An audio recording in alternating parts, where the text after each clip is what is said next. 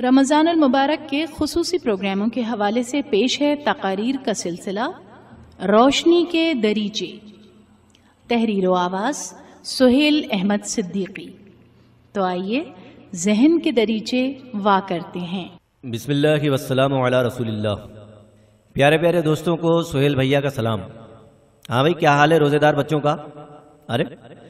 ارے میرا مطلب ہے آپ سب کا۔ جی مجھے پتا ہے سب تو روزہ نہیں رکھتے۔ کیوں؟ امی نہیں رکھنے دیتی، کوئی بات نہیں، بڑے ہو جائیں پھر سارے روزے رکھیے۔ اچھا بھائی، کل تو عید ہے، تیاری کر لی آپ نے؟ ہاں بھائی، اصل عید تو آپ کی ہوتی ہے، نئے کپڑے، نئے جوتے، نئے گفٹس اور کیا؟ عیدی۔ جی عیدی تو ملتی ہے آپ کو، ہمیں تو دینا پڑتی ہے۔ اچھا عید پر کیا کیا کرتے ہیں؟ لو، انہیں پتہ ہی نہیں، ہم سے پوچھ رہے ہیں۔ نہیں بھائی، مذاق کر رہا تھا، بس ذرا چیک کر رہا تھا، کیا پتا کسی ننھے دوست کو یاد نہ ہو، سال بھر بعد آ رہی ہے عید، ہے نا؟ چلیے مجھے یہ بتائیں، عید کی نماز کون کون پڑھنے جاتا ہے؟ ہاتھ اٹھائیں۔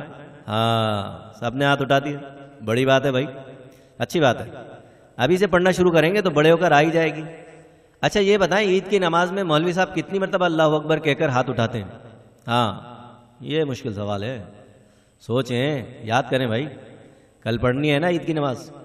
بچوں، عید کے دن ہم نماز پڑھنے کے بعد آپس میں گلے ملتے ہیں، صرف دوستوں سے نہیں بلکہ سب سے، پھر ہاتھ ملا کر عید مبارک کہتے ہیں، پھر گھر آ کر مزے کی چیزیں کھاتے ہیں، اور جناب عیدی بھی تو ملتی ہے۔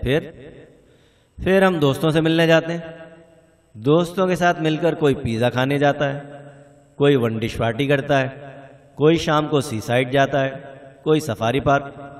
بھائی جس کی جتنی عیدی ہوتی ہے خوب مزے کرتا ہے، اسے خرچ کرتا ہے۔ مگر ایک بات تو بتائیں، یہ عیدی کا مقصد صرف کھانا پینا اور گھومنا پھرنا ہے؟ نہیں تو پھر؟ بھائی مطلب یہ ہے کہ اگر تھوڑے سے پیسے کسی غریب دوست کو دے دیں گفٹ کے طور پر، یا کوئی اچھی سی چیز خرید کر اسے پریزنٹ کر دیں، تو ہمارا کوئی نقصان تو نہیں؟ ہمارے پیارے رسول حضرت محمد مصطفیٰ صلی اللہ علیہ وسلم نے ہمیں نہ صرف یتیموں اور غریبوں کی مدد کرنے کا حکم دیا ہے، بلکہ انہوں نے خود بھی بہت سے غریبوں، یتیموں، خصوصاً بچوں کی مدد کی ہے۔